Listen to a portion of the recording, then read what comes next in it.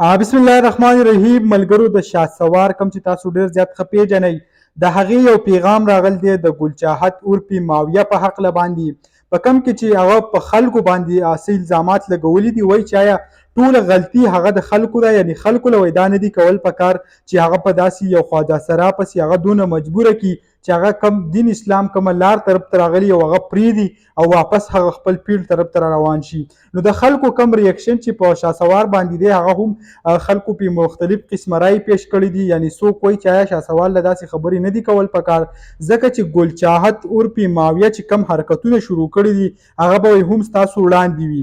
یعنی مختلف قسمه ویډیو د هغې راځي په څه ناڅه ویډیو کې خو داسې الفاظ هم استعمال کړي چې هغه زه تاسو ته راویلی او ښودلی هم نشم. د دې نه علاوه مختلف قسمه ویډیوګانې چې دي هغه په ټیک ټاک باندې چلیږي هم، تر دې پورې چې اوس یې ډانسونه ورسره د زنانو کومې کپړې هغه یې واپس واچول او کم خپل اجړاتوب یعنی کم خواجه سراتوب چې و هغه یې واپس شروع کړو.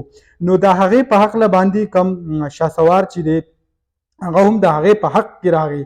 یعنی د دې هر څه باوجود شهسوار په خلکو نیوکه وکړه، ویل چې آیا کم ماویه چې دی دا خلکو دونه ډېر زیات مجبور کړو. شهسوار دا هم ویل چې ما پرون خوب هم نه دی کړ د دې د لاسه چې زه خبر شوم او ما کومه ویډیو وکته. ویډیو کومه یو تاسو ته په دې سکرین باندې په دې سایټ کې ښکاري، دا ویډیو به تاسو سره ما شیر کړی هم. په دې کې خواجه سرا چې کوم ګلچاحت دی هغه یو ځای ته تللی وي، په هغه ځای کې خلک چې کم دی هغه سره داسې څه جنګ جګړه وکړي، ورته وایي چې آیا تا پښتانه وشرمول داسې چل دې وکړو.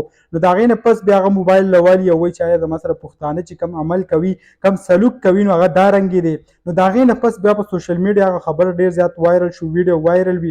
بیا چې کم دی هر چا په خپل بحث به پې کوو. نو شهسوار هم په دغه کې بیان راغی، هغه هم ډېره نیوکه وکړه په خلکو ته ویل چې آیا داسې کول هغه نه دي پکار. نو زه تاسو ته هم وایم چې آیا داسې تنګول نه دي پکار، خو بل طرف ته که مونږ وګورو ماویه عرفي خو ګلچاحت چې دی هغه چې کم حرکات شروع کړي دي شهسوار بای هغه هم ډېر زیات لکه داسې کول هم نه دي پکار. لکه تاسو سکتی شئ داسې ډانس کول، داسې فحش حرکتونه کول هغه هم خو لکه دې ته خو پکار دي چې لکه تا اوس پټکي والي او ټوپۍ ورڅه دي په سر کړي او بیا راشي داسې ډانسونه کوي، نو هغه چې کوم زموږ معاشره ده هغه نه قبلوي. دغه لنډه شان ویډیو به تاسو سره شریک کړه. امید لرم ویډیو مو خوښه شوي. که ویډیو مو خوښه شوي ویډیو لایک کړئ او که زموږ په چینل نوي یاست چینل سبسکرایب کړئ د داسې نورو ویډیوګانو دپاره.